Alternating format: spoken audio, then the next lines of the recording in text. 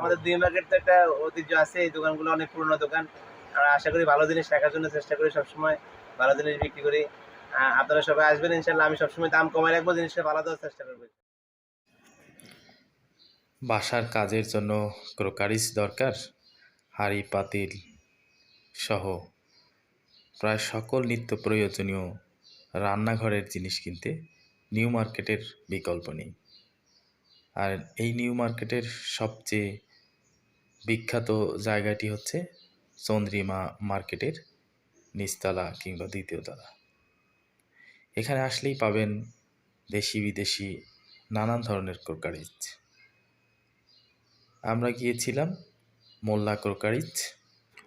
কথা হলো হারুন ভাইয়ের সঙ্গে, তিনি অত্যন্ত হাস্যোজ্জ্বল এবং সুন্দর ব্যবহারের মানুষ।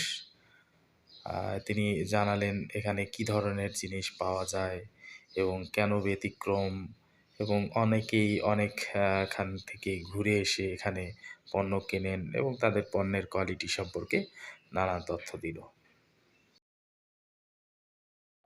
আমাদের কোকারেজ আসলে মোল্লা কোকারেজ নামে পরিচিত, কিন্তু কোকারেজ বলতে আপনার মনে করেন তো প্লেট বাটি কাছের কিছু পাওয়া যায় না এখানে। এগুলো না ব্লেন্ডার, ওভেন, রাইস কুকার, স্টিলের যত আইটেম আছে, গ্যাস ওভেন, ইলেকট্রিক চুলা, ইলেকট্রিক ফিল্টার, এভরিথিং সব আপনাদের ভিডিও দেখবেন, সব কিছু আমাদের একটু ব্যতিক্রম জিনিসগুলো পাবেন এখানে আসলে, যেটা অবশ্যই সব জায়গায় পাওয়া যায় না এগুলো অ্যাভেলেবেল।